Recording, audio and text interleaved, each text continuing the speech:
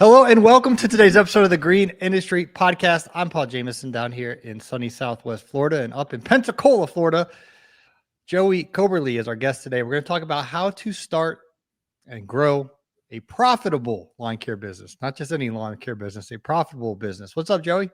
Dude, what's up? What's going on?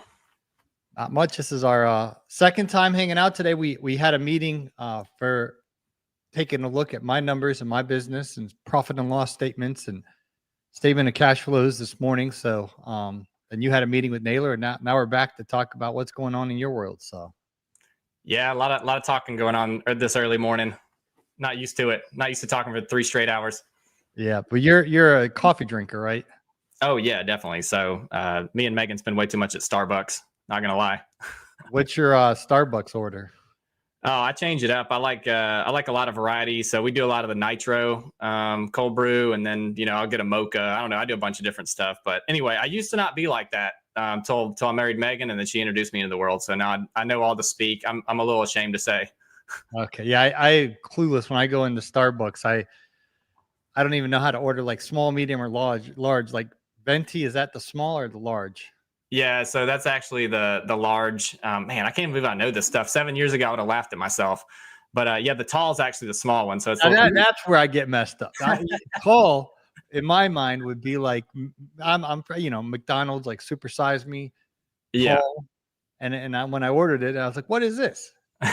What is this?" Oh, you want a venti, and then is there a grande or something like that? Yeah, that's the medium. Man, we got to stop talking about all this stuff. Everybody's going to turn off and be like, "Man, this guy's a wimp." Well, explain to me nitro though. I never quite understood what nitro is. It's just a little bit smoother. If you've, it's kind of like beer in a can versus beer on tap. So like it's just nitrogen infused. So it's just a lot more smooth of a drink. Okay, and then what's mocha? You said you get there. Yeah, so that's like an espresso with chocolate. So just a little, it's a little more potent than like a typical drip coffee or whatever. Okay, Kevin in the house. What's up, Kevin? I'll email you back soon, Kevin. I'm not sure what your schedule's looking like next Monday morning, but that's when I'll be back in the podcast studio. Hopefully we can get Kevin on the program. So, Joey, I was just on my walk today while you were meeting with Naylor, and I calculated that we're going on 6 years of working together because we started in 2020. Now it's 2025. So you've been helping me grow my profits, scale my business, learn about business, investing so much for 6 years. It's been wild. Yeah, that's hard to believe, man. I was a noob to the whole business world. Whenever we started working together, because we opened our business basically in late 2018. So when I met you, it was 2020, and man, I didn't know nothing about business back then. At least I thought I did, but looking back, I'm like, man, I didn't know nothing about it. Yeah, either did I. But you've been super helpful. Kevin's making comments. He's been in the industry for longer than we've been alive, or at least I've been alive, I think. Oh yeah, definitely. Yeah, we were talking about it yesterday. I was like, "Are you a boomer or Gen X?" And he's like, "I'm kind of a hybrid, So yeah. But when I started working, your wife Megan was always on the meetings, and she was like, "Yeah, my husband Joey, he's a big investor," and she would talk about you, and you would pop in like a little bit here and there, but you were completely working like a 9 to 5 when she started the family business of the bookkeeping business, right? Yeah, so she started it because she's so much better at organizing, and that's really what it comes down to in a lot of the early stages of at least a bookkeeping companies. You need a lot of organizational skills, of which I have none. I have a lot of financial knowledge, so I knew it would come into play one of these days. But man, trust me, you don't want me organizing a lot of your stuff. You definitely want Megan on that end, and I think a lot of guys can relate. We're really good at picking a task and putting our head down to it, but when it comes to managing all the office stuff and software and organization, we definitely need a woman in there half the time. Yeah, totally. Well, we'll get to eventually what you and Megan and Kevin are up to now, because you have some exciting new services to offer in addition to your bookkeeping services. And that's what I've been a client of for 6 years now, going into our, kind of the start of our 6th year. But I want to kind of talk about the main problems that you're seeing. And the first one I want to start talking to you about is pricing, because one of the first things that you helped me identify in my business, Joey, all the way back, and it was probably 2020, was my prices were too low, and basically my break even each month was so high. In order for me to make more money, I basically had to raise my prices. So, what's your observations as you're looking at all these books of all these lawn care businesses of the pricing issues that a lot of folks are having, especially the newer companies? I think a lot of times guys will get into this because it's, well, number one, it's pretty easy to get into, low barrier to entry. Me and Kevin talk about that all the time on my podcast. But really, guys will get started. They'll come from a job where they think that, you know, if I charge, it's like you talk about all the time, I charge $30 an hour, I'm doing good, but they forget all the cost that comes into running a business. So guys know how to work, but they don't know how to run a business. When you run a business, you have to account for all the costs that you do have and that you're eventually going to have. And so guys will just start off accepting every job they can, which there's nothing wrong with that. You can get a lot of experience doing it, but eventually you come to realize that you have to know what your cost of goods are, your overhead are. There's a lot of admin you're eventually going to have to pay for, sales reps, you know, rent, you know, insurance, all these things that you're not used to accounting for when you just work a job. And so just learning how to speak the language, and when you realize what cost of goods and overhead are, you really have to start putting that into your pricing model. And that's usually what guys will start learning with us, you know, in like their third or fourth year. And that means a lot of times saying no more, you know, getting rid of some outliers that weren't as profitable, because, you know, you're accepting everything when you first started. You need to get a little more choosy because you need to know your numbers as you go along, and that'll help you be more profitable. But you really, a lot of times guys just accept too much, their close rate's too high, and it's because they're the price guy, and you want to be the value guy. You want to be the one, you know, that's factored in all of your pricing. And a lot of times it's way higher than you would originally think. Like guys would, you know, they might go up to $50 or $60 a man hour and find out they need to be at 80, and it's just unbelievable to them. But that's not money that's coming into your pocket. You want to take your salary off of that, cover your cost of goods, cover your overhead, and then you also need a profit on top of that. So your hourly rate can be really high. And it's kind of shocking to guys when they first start out, but it's especially gone a little crazy since, you know, you had the massive inflation that's going on in this country. And it's really just taken off quite quickly from where it was even 6 or 7 years ago. You know, you could get by in the country a lot of times by charging $55, $60 a man hour. Now you're up to, a lot of parts of the country, I'm seeing 75, 80. That's pretty common, honestly. Guys will say, well, that's too much, but it's obviously it's different in Jersey than it is in, you know, lower Alabama or whatever, but it's still inflationary across the country. So yeah, just I really try and press that on guys is, you know, you got to know what your cost of goods are, because, you know, labor cost is the main driver. Labor's going up from average of $12 an hour to now you're seeing 18, 19 all the time. That's going to make your pricing exponentially higher on the man hour rate. So you just really got to be aware of that as it's rapidly changing. Okay. And you're such a valuable resource, Joey, because so many of your customers are from Jersey, lower Alabama, all these different states. And so you're seeing these prices. So $18 to $19, that's what you're seeing a regular laborer who's out mowing, edging, trimming, blowing, you know, doing basic lawn maintenance things. That's kind of what you're seeing your customers have as kind of like a baseline if they want to hire, you know, 40-hour a week basic labor. Yeah, that's probably, you know, I see much higher than that. I'd say that's probably the national average. I don't know the direct numbers on that, but I do have clients all over the country, and that's probably what I see the most, which is really shocking because it's happened so fast. You know, 14, 15 was very common 5 years ago when we started talking, you know? Oh yeah, 100%. I mean, I remember when I started, it was 12. You could pick up, I mean, a good labor in Atlanta for $12 an hour. Then it was 15 for, I mean, these are good workers. And now it's all the way up to $18, $19.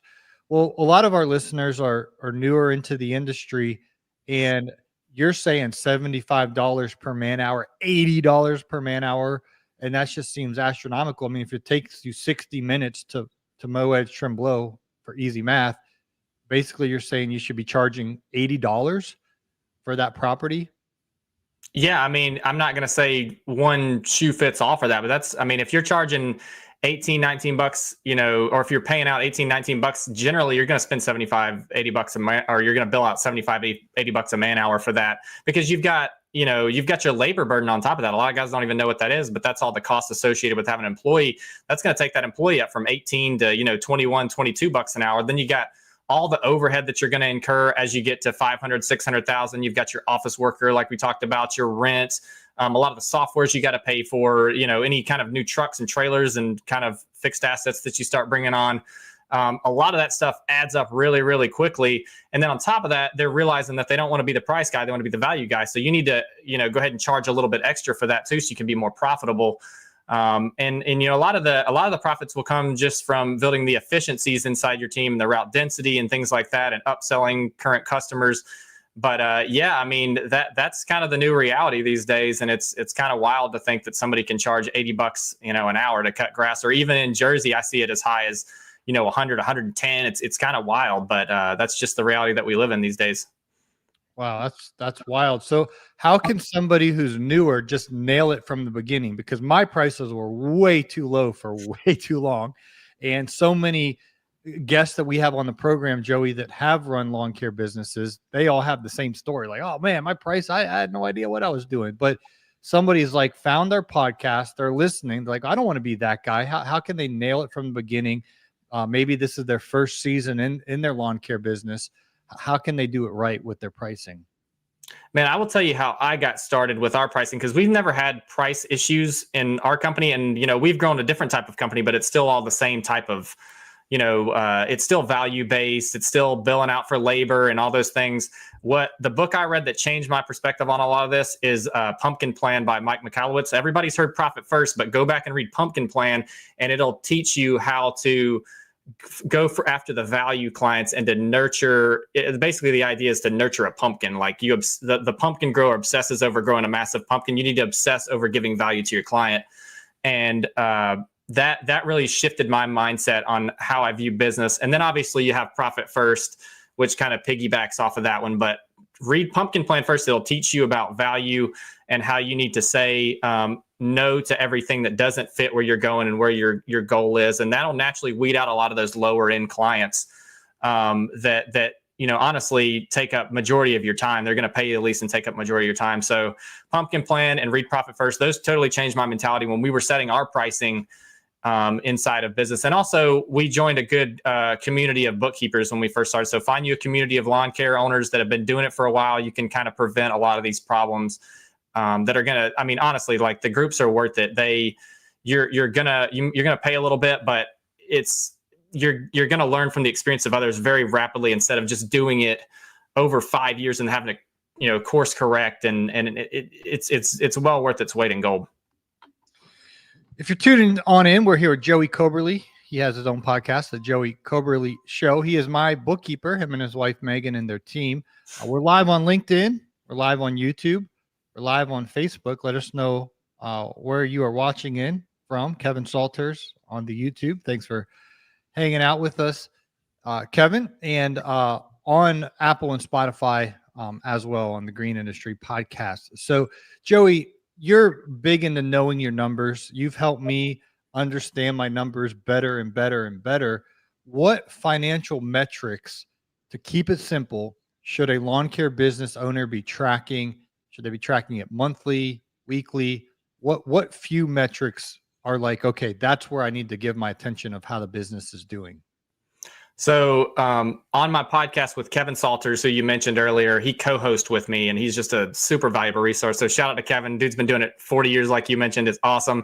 We actually just did a podcast on the Joey Coberly Show on understanding KPIs, and I broke down all 7 that I really like to track. And my number one that I brought up on the show was gross profit. So that is basically all of the cost of goods associated with fulfilling the job. So you go out, you're billing for materials, labor, fuel. That's going to be your main cost of goods. And you need to make sure that you have enough to cover your eventual overhead that you're going to have. So if you get your gross profit right, and I review mine every quarter, I think it's super valuable.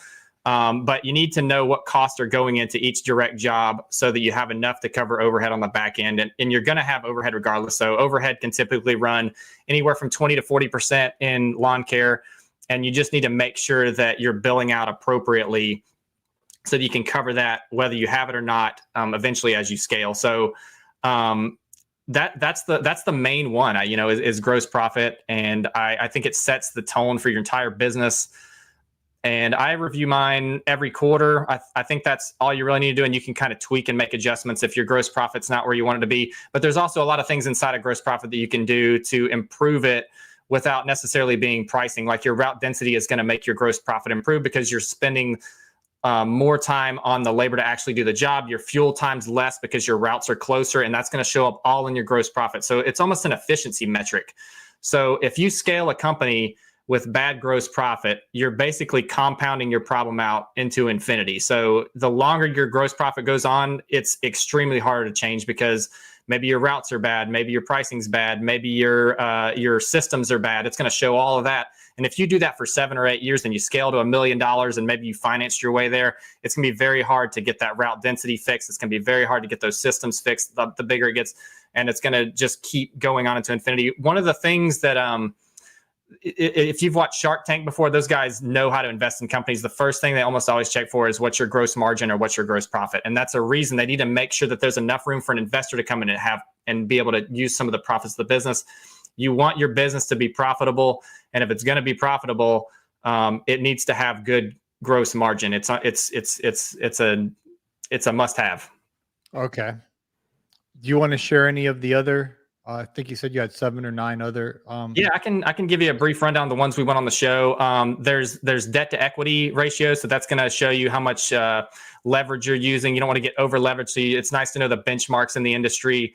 So a lot of guys will early on they'll experiment with other people's money. So the big guys know how to leverage debt and use it efficiently, and it's all planned out, and they know where to put that money. But little guys will take it, they'll experiment with marketing, and it can end up being a really big mess because you may not get any return on that borrowed money. And so I like to follow the debt to equity ratio to see if you're kind of in the averages. Another one is cash to assets. So that's a really good one to follow. You want to make sure that you're not having too much money sitting around doing nothing, because that's just a bunch of opportunity cost. But at the same time, you want enough cash to be able to cover your obligations as you go along.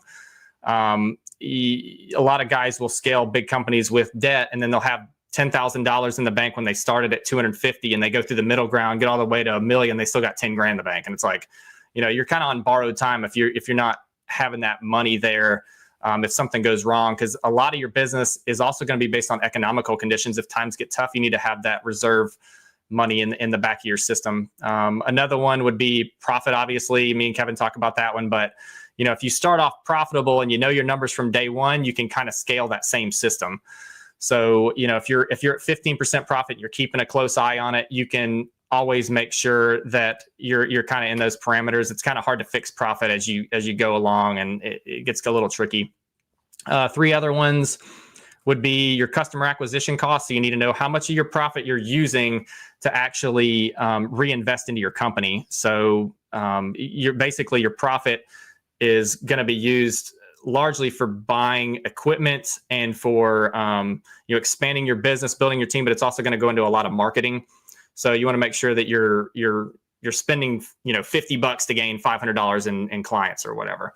So that's a big one. And then closing ratio, just to make sure you're not closing on everybody, because that means your pricing's probably bad. It can mean a number of things, but you want a closing ratio. I think me and Kevin talked about it, but usually around 0.6 or something like that, just depending on what you're actually selling.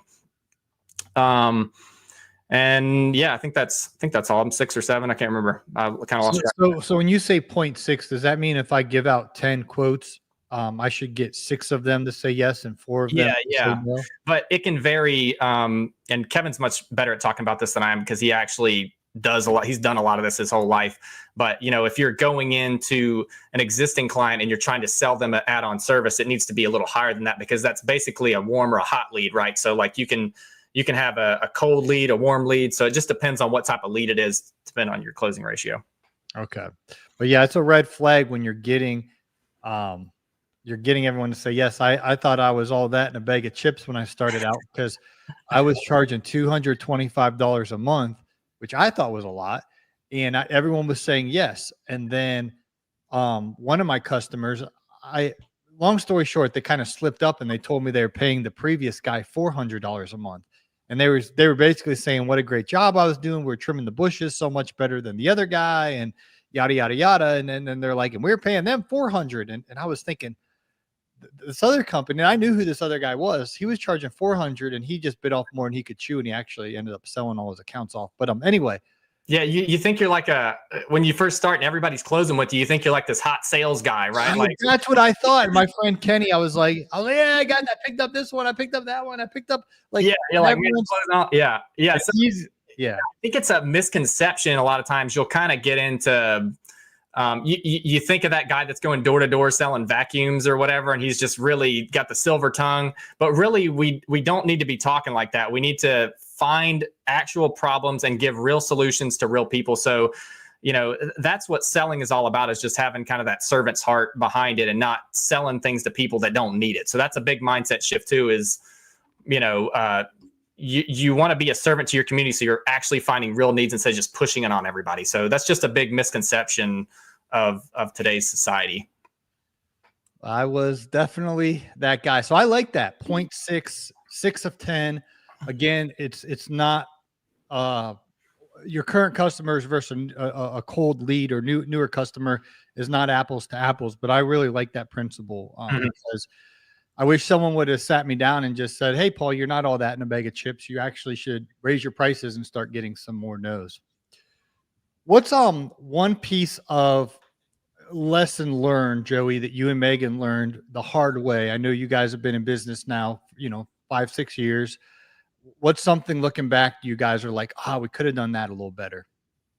So before starting a small business, I've done a lot of investing in larger businesses. So I kind of knew what made businesses successful or unsuccessful. I can recognize patterns really easily. And so in our small business, I would say I've made most of my mistakes prior to starting the small business, and I would say the number one thing that I did was I invested in things that I don't understand. And so when I'm talking about using somebody else's money to experiment within your own company, if you don't understand who you actually are serving, that is a recipe for disaster. So you're basically putting money into things you don't understand. You don't understand your own business. You don't understand what customer you're going after, who you can serve, how it can be used efficiently to buy assets to serve your overall goal. You don't really have a goal. You're just trying to get yards.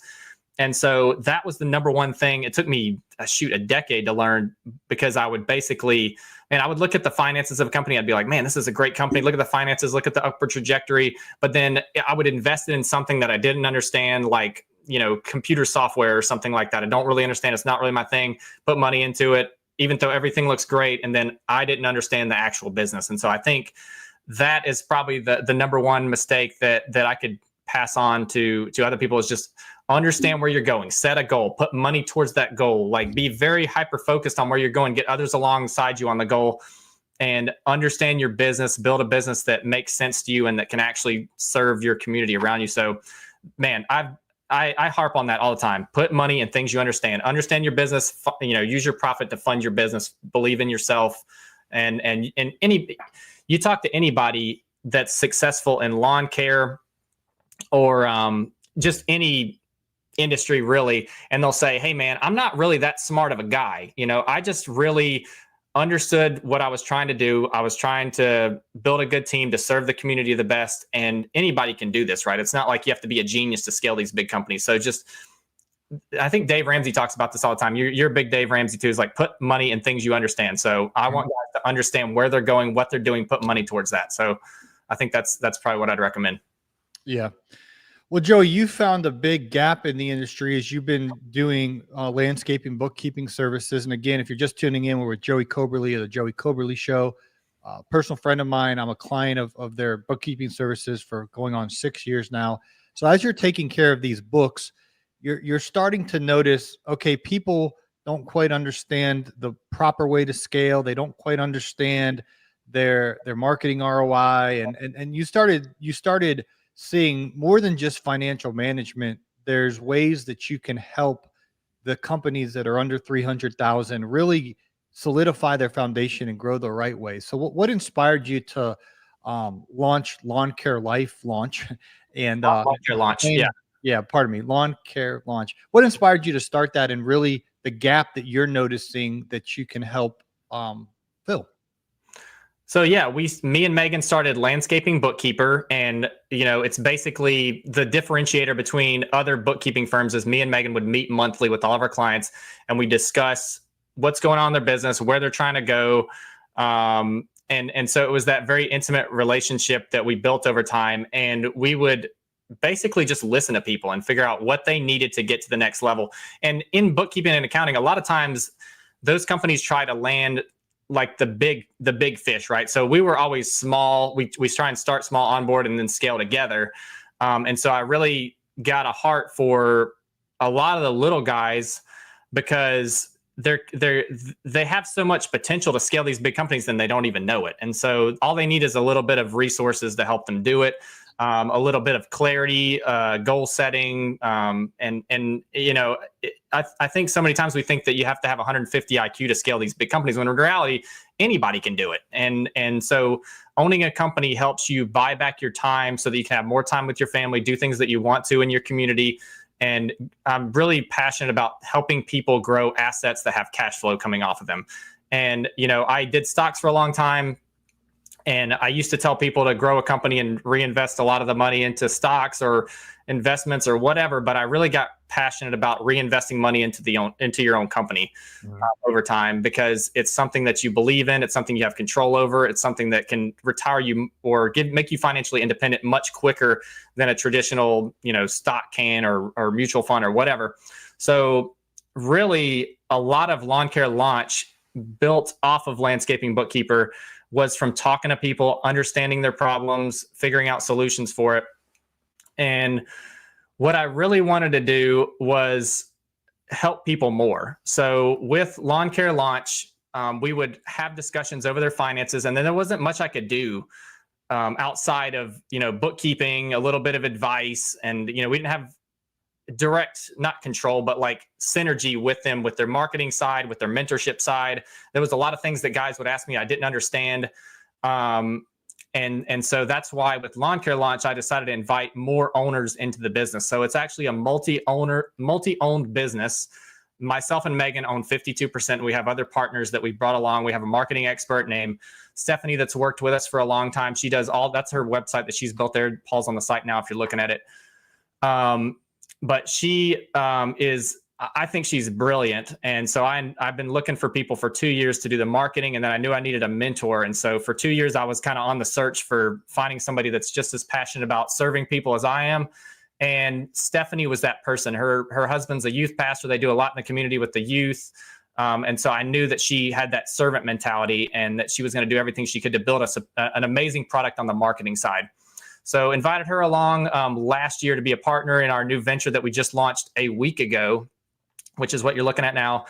And I also had a client that signed with us about 3 years ago. We were talking to him earlier, Kevin. He flew down from Connecticut with his wife, Stacy, last year. And man, we got to really meet them in person. He's the real deal. He's constantly just giving people stuff. Like he'd buy us coffee. Hey, what do you guys need? Always giving gifts out. He's told me many stories about how he's passed up all these big ventures in order to because it wasn't ethical to him. And so it really resonated with me. But he's just a really awesome dude. He does coaching calls for free all the time, just always giving of his time and things like that. But the guy has done 40 years in the green industry. He's been a part of selling multiple $1 million companies. He was a GM of Brightview and of a $6 million landscaping company. And he's led teams of up to 300 people. So the dude knows his stuff.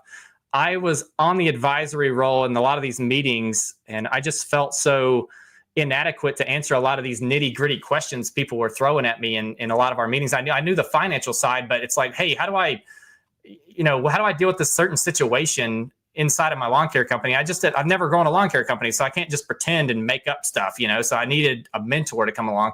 So that's where Lawn Care Launch was born. I've always wanted to work with a team of 3 or 4 people to build something really cool. I always thought it'd be awesome if you brought together some of the best minds in the industry to work collectively on a company that helps lawn care companies scale. And since we're all owners, we all have skin in the game. It's all really important to us. So Lawn Care Launch was born last week. It's been 2 years in the making. And it's 30% mentorship, 30% financial management, 30% marketing, or 33%, excuse me. So that's how it's built out. And basically what it is mentorship, financial management, marketing, all under one goal, and the goal is to help you scale your company so that you can buy back your time, so you can be with your family more often. You can build something that's generationally going to make you wealthy, rather than waiting on your stocks to do something, or getting to the end of your life and having nothing to show for it. So I have a big family.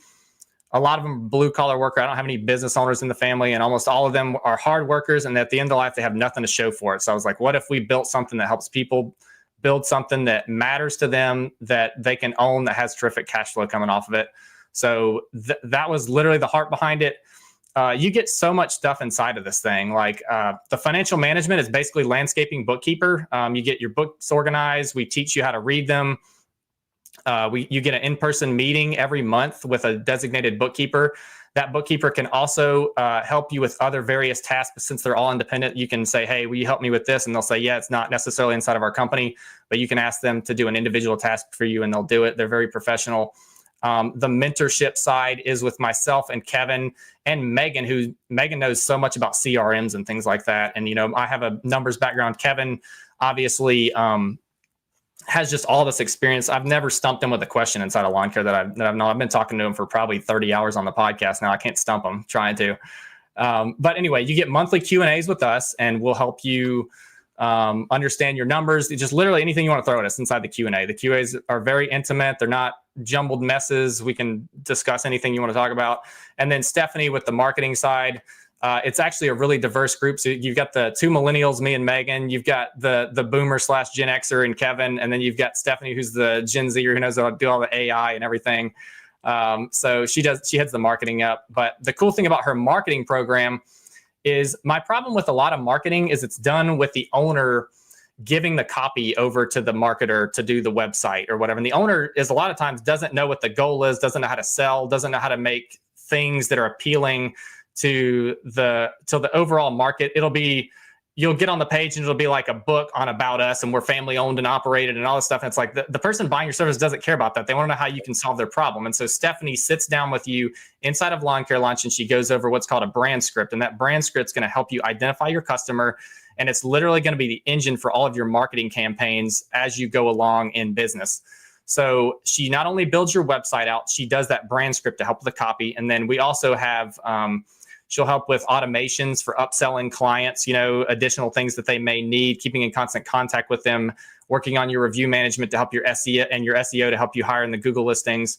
So it's really a one-stop shop for everything you need to grow your company. And it's literally just built off of just the idea that we want to give something affordable to the little guy. So this is super affordable. We built that with in mind. So the whole model is built around how can we make this affordable to the little guy. It's for anybody under $300,000 a year. We don't accept anybody over $300,000 unless you send an application and tell us why you need the service. But it's a scaling program for the little guy. There's not anything out there like it on the market. And it's built by 4 people that have a servant's heart, that really care and want to help you succeed and buy back your time. That's what it's all about, right? Like buying back your time so you can spend time with your family, start a family, whatever you want to do. Financial freedom does not take that long. You just need a goal. You need a team to help you, and you'll surprise yourself. You can only go as far as you can see, and we're here to help you see farther. Yeah, that's good. And I think a lot of my listeners are in that beginning stage, under 300,000, which really, if you're one crew, my buddy Tony Rudolph's down there in Lake Oconee, just one crew just by himself. My buddy Jason Creel is just one crew over there in Trussville, Alabama, just by himself. You can easily do 150K or more just by yourself. Yeah, whether you're doing fertilization or weed control. Pardon me, that's the same thing. Fertilization and weed control, or lawn mowing. Like Tony does lawn mowing, Jason does fert and squirt. Jason don't mow, and I don't think Tony does fert and squirt. But you can do 150,000 working by yourself if you have route density and you're charging premium pricing and you're doing high value work.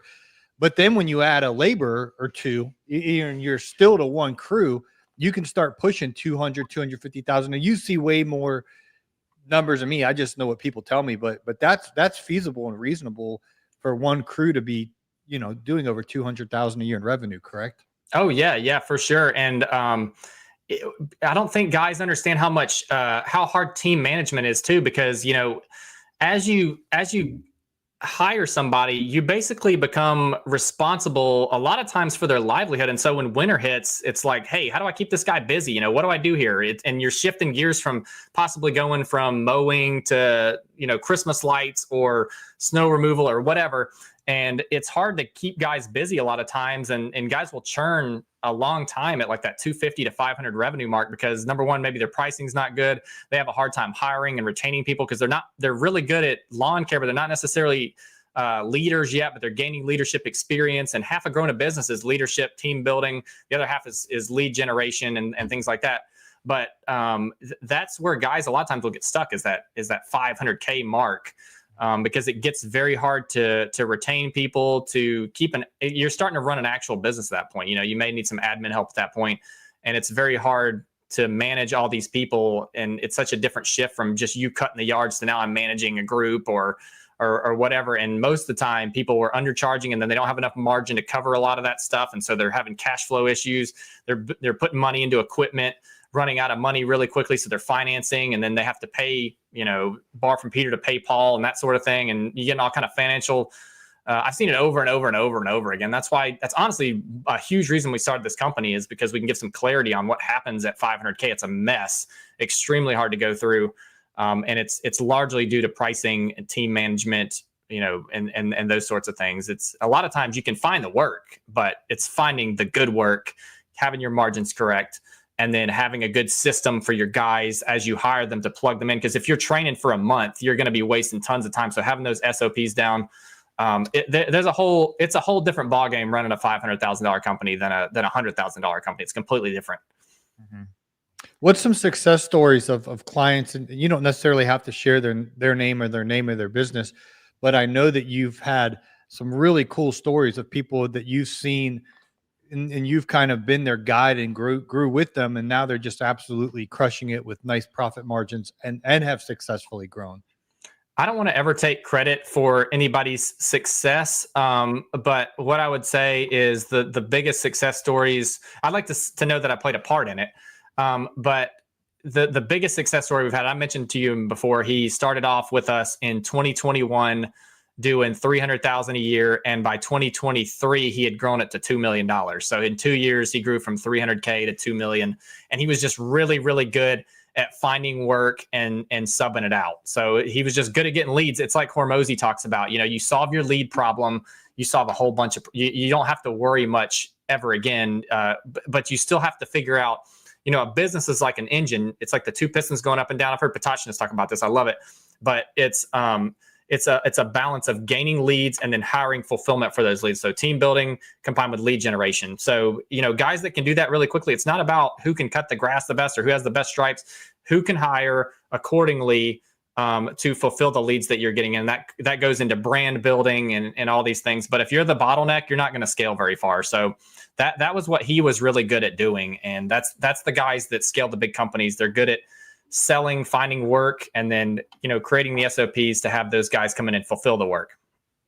That's so good. Yeah, I got to have dinner with Jonathan Potoshnik when I was in Dallas a couple of weeks ago. I was telling Joey about it off air. When we got there, Naylor and I kind of talked about this beforehand, and this is a principle that we try to apply. But when you have dinner with somebody who's further along in life than you, even though they have more money than in their bank account, you should try to pay for it because it shows them that you appreciate them spending time with you. And they'll just, even though if they paid for it, their bank account, they wouldn't even notice it. And Naylor and I would notice it. But it's just a good principle to have. And my pastor up in Atlanta, before I moved down here, his name's Otha, he said the same thing. He's like, anytime you go out to dinner with somebody, try to pick up the tab. Try to pay for it. It really gains you favor with that person. So I was telling Joey this morning, Naylor and I we're with Joey and I was telling Joey this morning, Naylor and I are with Jonathan, and he's like, let's go grab some dinner. And so we walk into this restaurant and like the waiter's like pointing at my hat. I'm like, oh, you know, you have to take your hat off. I look like, you know, Albert Einstein or whatever. And this restaurant's so nice, you can't wear hats in there. So we sit down and JP is all casual. It's got like a white tablecloth and it's just real romantic in there. And like the lights are low and he's like, hey, you want some Wagyu? And Wagyu, what is that? You know what I mean? And Naylor and I are looking at each other, and JP's, yeah, bring us around to Wagyu. And he don't know that Naylor's going to pick up the tab. So it's $90. And they only gave you 6 little dinky slices, and they were good. I had 2. JP had, well, I had 2.5. JP had 1.5. And then he's like, you want this? Like, yes, sir. So I ate half of his, and then Naylor had 2 slices. And then we ordered, and like the steak was like $75.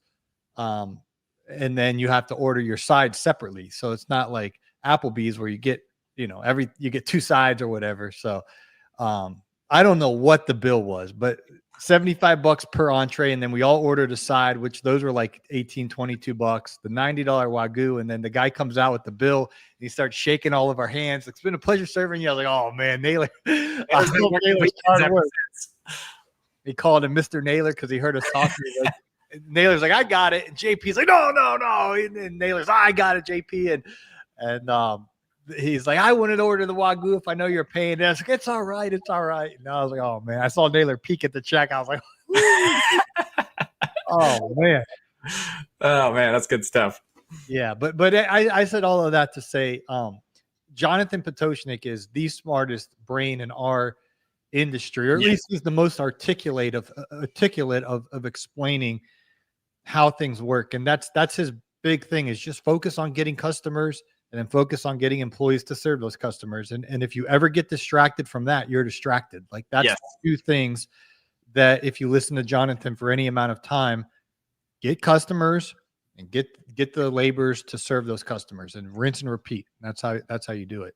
He's a master at just giving out info. It's Warren Buffett says, if you can't explain your topic like you're explaining it to a 5-year-old, you don't really understand your topic. And that's exactly what Jonathan is the manifestation of. He can give you something that, anybody in the industry I might take 30 minutes explaining it. Jonathan can give it to you in 2 sentences, and it's like, that's all I needed to hear right there. Like the piston analogy. It's really, he'll make it that simple because he's been doing it so long. He's so successful at it.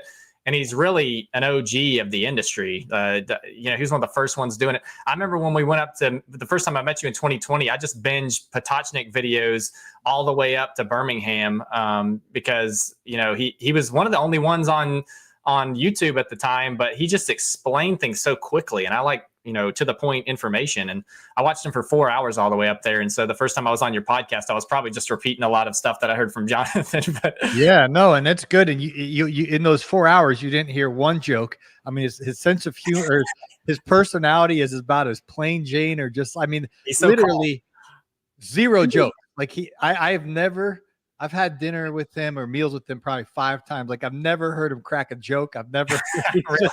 He's real serious. Yeah, but he's built multiple businesses to over $10 million.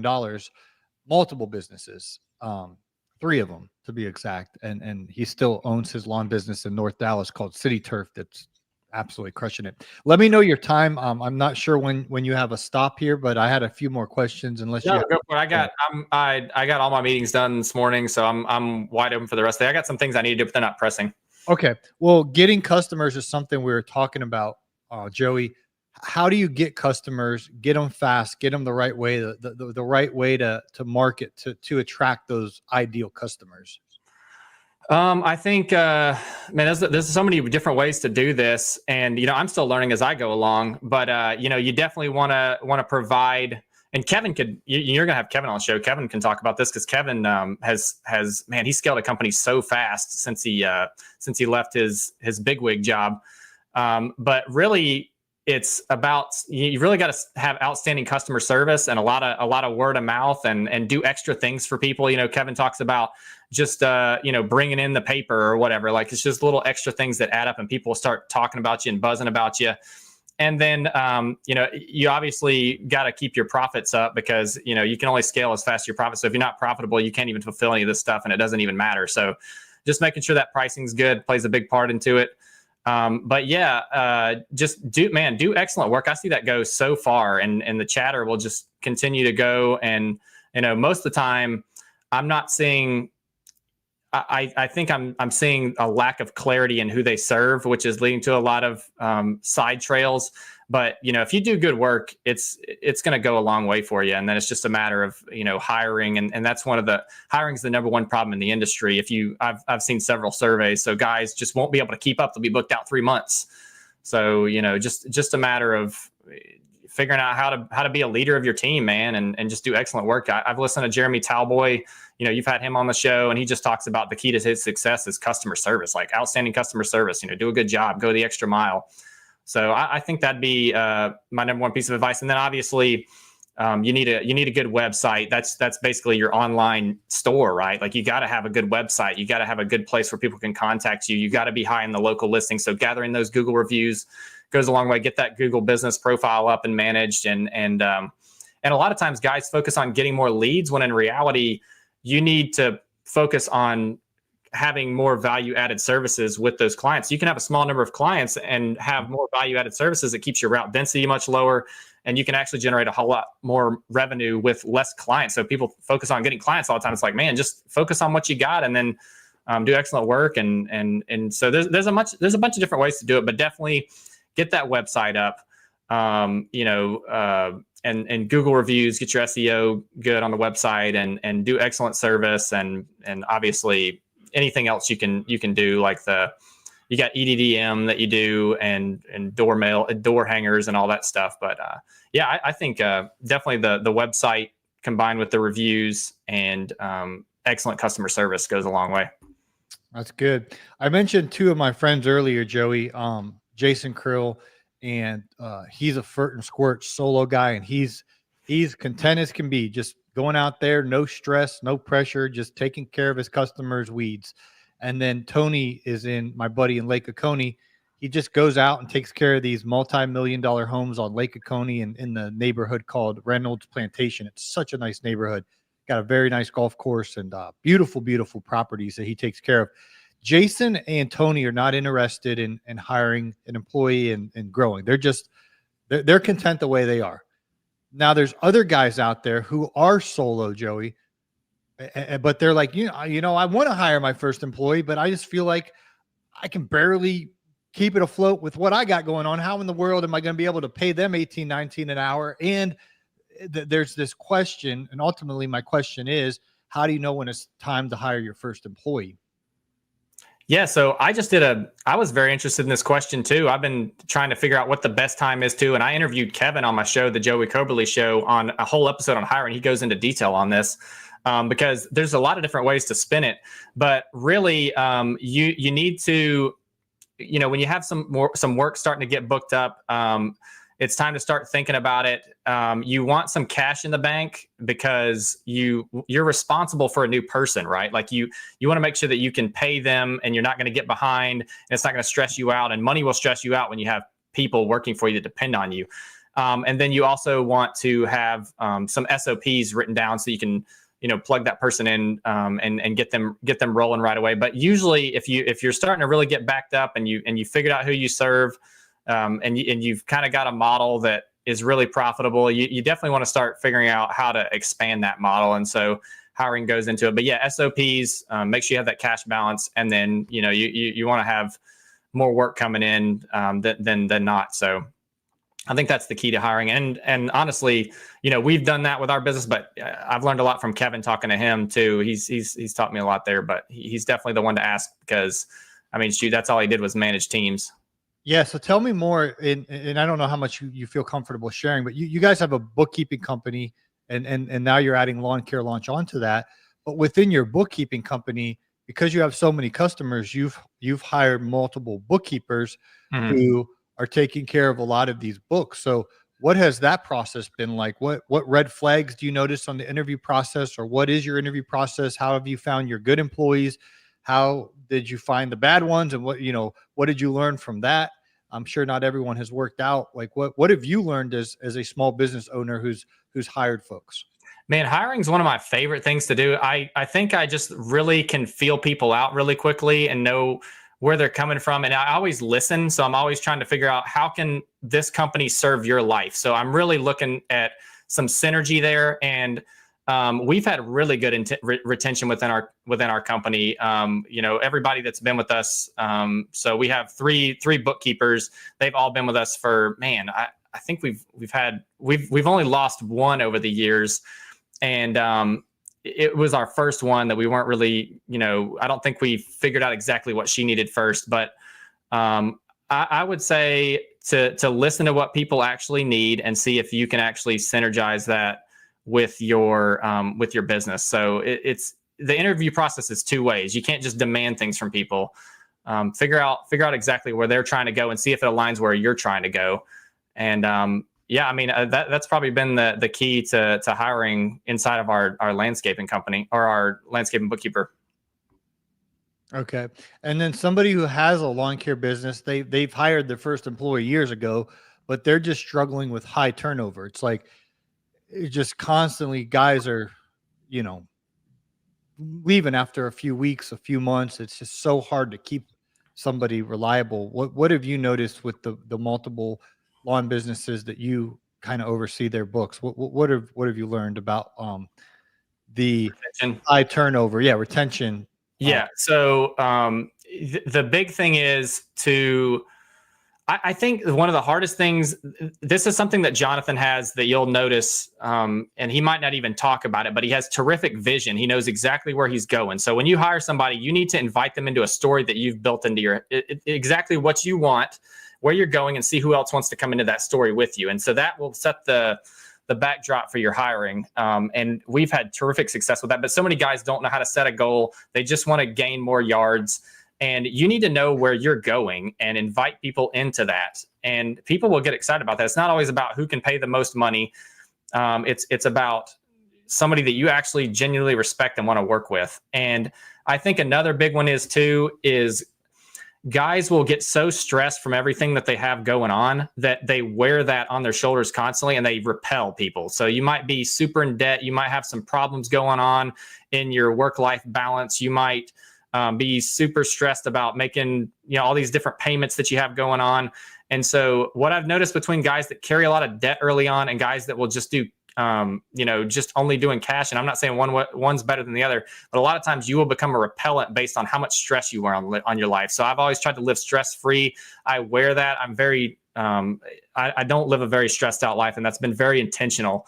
And I think that is actually very attractive to a lot of people that want to work with us is, I'm not going to yell at anybody. I respect everybody. Megan's the same way. Kevin's the same way. And so I think that's one of the biggest keys. And also people want to know where to go. Like you can't just have, I think you can't just be building your SOPs and winging it for a couple of months while they're on the job. Like they want to be directed. People need intentionality on your part to tell them what needs to be done. They don't want you experimenting all the time for months and trying to figure out where they go and then getting mad at them for not following your directions that you didn't even know what you were doing to begin with. You may have thrown out what they're supposed to do very vaguely. You need to get very clear and intentional on your communication skills, pass it down.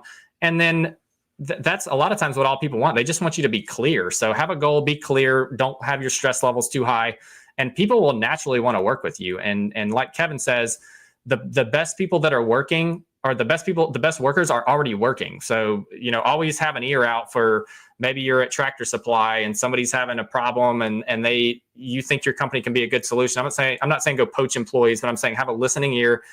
The good workers are working. So you want to just find people that treat the business like they're an owner.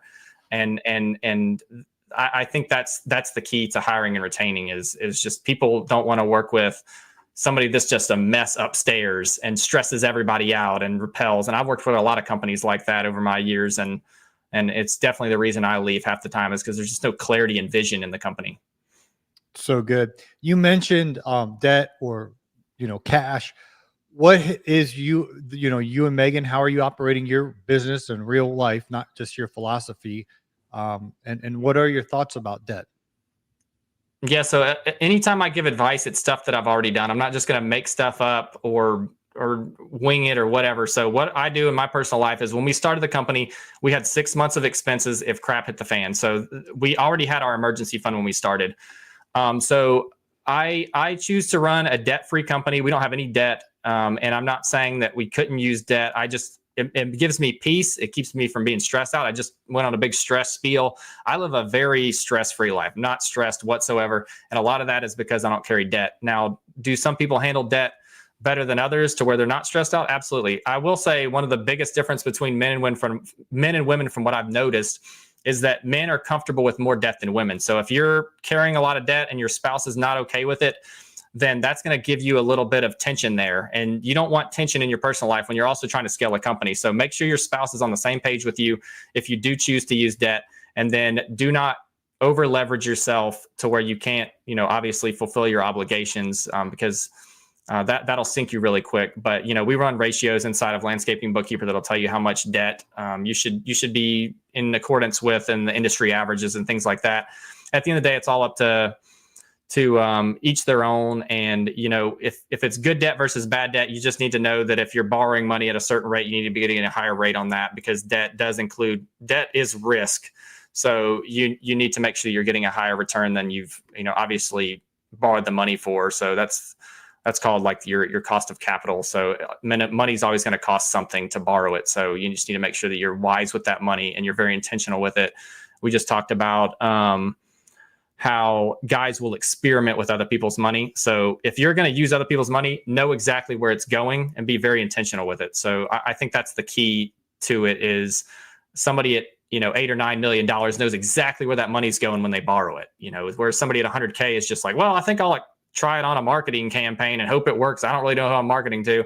That's a good way to lose 50 grand really fast. So that's kind of my advice on debt and where I stand. Just make sure, number one, that you and your spouse or significant other are on the same page with it. Don't split your family apart because you have different views on it. Mm-hmm. When it comes to saving, I know Brandon Gray at Jason Krill's Lawn Care Life Conference was talking about having a couple months of savings set aside as a buffer in the business. And I know you've talked, in a private conversations, you've really challenged me to try to save up and set aside a couple months of expenses. And it's hard. I mean, you successfully done it, but when you're teeter-tottering of, man, I can't wait till this customer pays me because I got to pay this bill. And, a lot of my listeners, they can understand the Rob and Peter to pay Paul world, and saving, let's just say $10,000 a month is what it takes to operate your business. So if you're going to save 2 months worth of expenses, that's $20,000. Mm-hmm. That's astronomical. What's your tips and successes that you've seen of your clients, or you guys personally setting aside that kind of emergency fund in the business? Yeah, what me and Kevin recommend is kind of stress testing your business before you hire that first employee. So I would say you're going to be really profitable and bringing in a lot of money whenever you're by yourself and you're kind of maxed out, especially if you live on a budget in your house. So, a lot of guys don't realize this early on. They'll come to me and they'll say, how's my business doing? I'm like, well, you're drawing out $9,000 a month. What can you cut back on your personal side? And so your personal is really intertwined with it early on. So if you can cut back on the personal side and live a little more frugally when you're starting your business, you can capitalize it properly. So you can have more money inside the business. That's going to give you a lot more peace of mind. But I would say, before you go ahead and do as much, that's where the hustle comes in, right? So hustle in the beginning, save up the money. That's kind of what I think of when I think of hustling. You're gaining experience, you're capitalizing your business, and then start thinking to hire people. So a lot of times people will hire with absolutely no money in the bank. So $20,000 can seem like a lot, but at the same time, if you're doing 150 by yourself and you're able to retain 100,000 of that on the salary side, then, if you can live on 40 or 50, you can capitalize your business really, really, really quickly. So, that's obviously a best case scenario. But I think just stress testing your business and hustling and saving up that cash. If you save up that initial cash, your business will be exponentially much easier to scale if you've got that savings on the back burner. Yeah, $9,000 a month. Ooh, I thought I was living high on the hog. That's a lot, man. I mean, it just depends on the area of the country, right? Like I've seen it.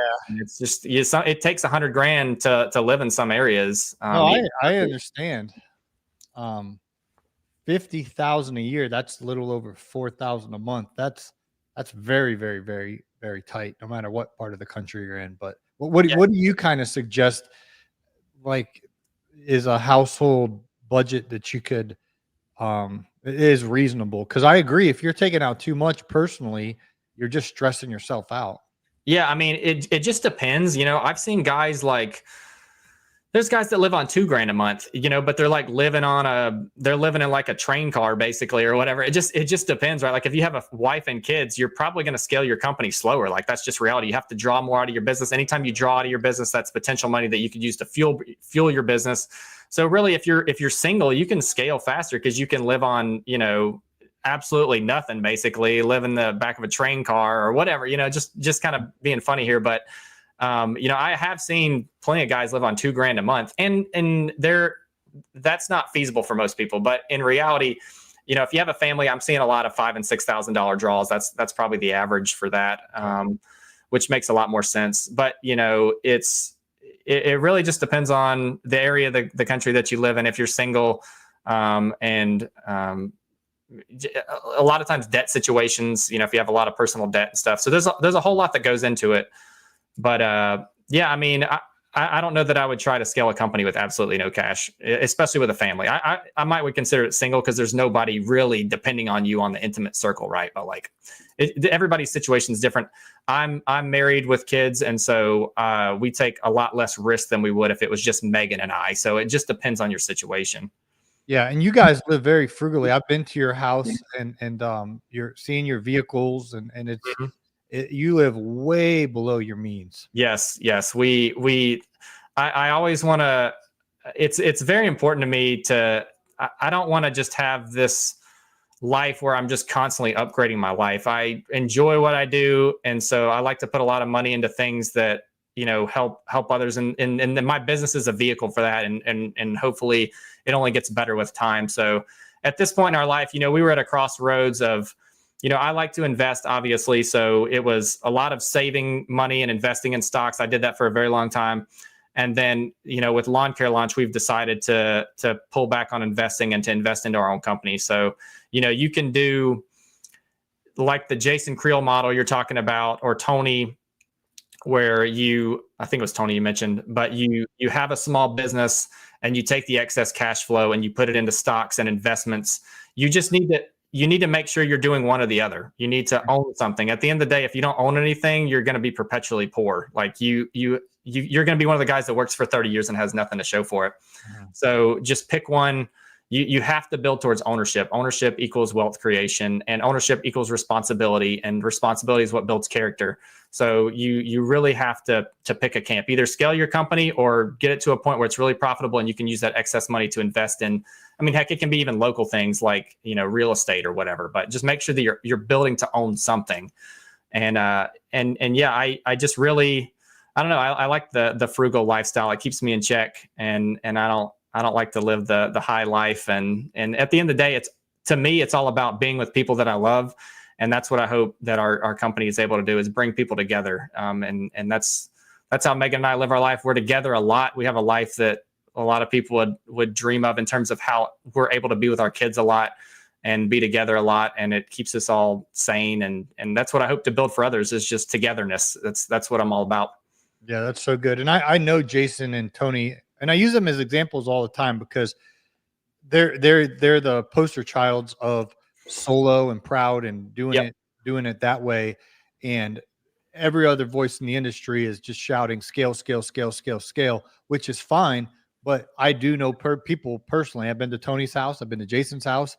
Their marriages are good. Their kids are good. They have real estate. They have their own homes that are nice homes that are Tony's is paid off. I'm not sure if Jason still has a mortgage, but I also know that they invest in the stock market. And Tony publicly shared it at Equip last year that his Roth IRA was at 70,000. I'm sure it's way more now because that was a full year ago, basically. And then Jason, he hasn't publicly shared, so I'm not going to share. But he's been chunking away a lot of money into his investments. So yeah, they're invested in the real estate. They're invested into the stock market.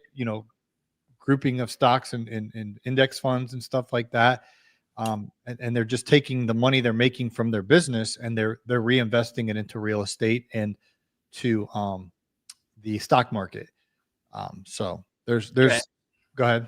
Yeah, I've listened to Jason talk about that because I was always wondering what Jason was doing, since he always said he wanted to stay small, and then I think he shared that at Lawn Care Life a couple of years ago that he was investing outside of that, and guys just need to be aware that you've got to own something, or you're going to be one of these guys that everybody talks about where their body's just because growing up it was all you got to use your brain, not your body. Well, you can use your body all you want, but just make sure you're not using your body at 70. So you have to own assets that generate cash flow. So you just got to go in with some wisdom behind it, right? Totally. Well, is there anything we're leaving out here that needs addressed, Joey? I know you covered a lot of ground here. It's been good. Man, that was fun. I really enjoyed this conversation. No, I think that's it. For Lawn Care Launch, you can go on the site if you're interested in joining. It's the full package if you're interested in scaling. And right now we're taking on, we're kind of easing into it more slowly since we just had our soft launch in June. So we'll be accepting about 10 clients this month, and we're going to have a hard launch in September where everything be a little more rounded out. But it's technically in beta right now, even though it is full service. And it's for the little guy. So, if you're interested in having some wisdom passed down to you through, mainly Kevin, and then all the services performed by, Megan and I and Stephanie, then definitely check it out. It's $500 a month for anybody under 100K. If you're 100 to 300K, it's $700 a month. And then we do have a little bit of an initial investment of $2,000 for the website build out and the financial cleanup, which cleanups can cost quite a bit, just depending on what time of year you do them. But that's basically what we charged for cleanups inside a landscaping bookkeeper when it was just that was about $2,000 for a cleanup. So you're getting a website for a banger of a deal built by somebody that really knows what they're doing. And check out the Joey Coberly show. My co-host Kevin Salters. Shout out to Kevin once again. We're doing a 28-week series on scaling. We're on week 16, and it's literally a step-by-step guide on how to scale your lawn care company. So it's literally 28 hours. Each episode is long form. Paul, you've been on the show before. We did about an hour. You said it was kind of like Joe Rogan, I think is what you said. I thought that was pretty, I appreciate that, but it's not nearly as good as Joe, obviously, but it's 28 hours series that we're doing on scaling. So I think it's really valuable stuff that we're putting out there, and it's a lot of fun doing it. Awesome. Well, thanks so much, Joey. And you're going to be in Louisville at Equip Expo this year, right? Yep, we'll be at Equip, and we're in the West Wing. So we'll be there I didn't know, man. I didn't know. So I've never been. Oh, man. We're in the West Wing. Hopefully we'll move up next. But there was 2 booths available in the West Wing. I was like, man, this is 4 months out. But anyway, I didn't know what I was doing because I've never been. No worries. But anyway, hopefully we'll move up spots next year. But that's literally all we could get. So anyway, come by, stop by and see us. We'll be there for Lawn Care Launch, and come talk to us and meet us. And I'm not sure if we're able to set our podcast up there, Paul. You might know, but I'm trying to set my podcast up at the table if they allow it.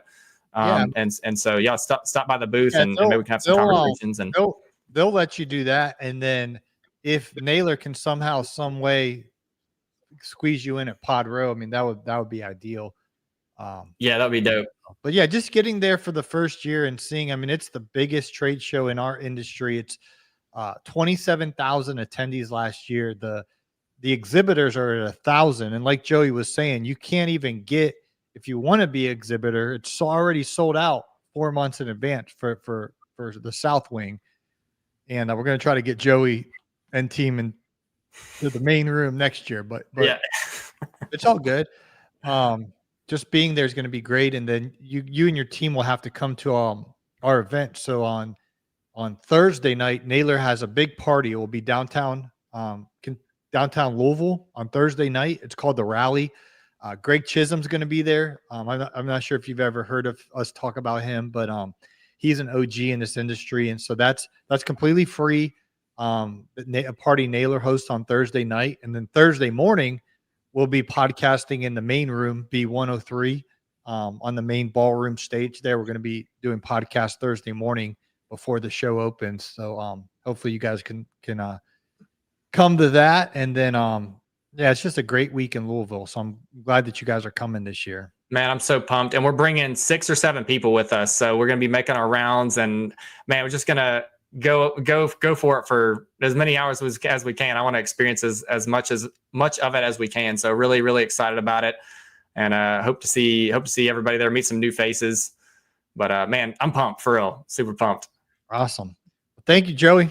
Dude, I really enjoyed this conversation. Thanks for having me on.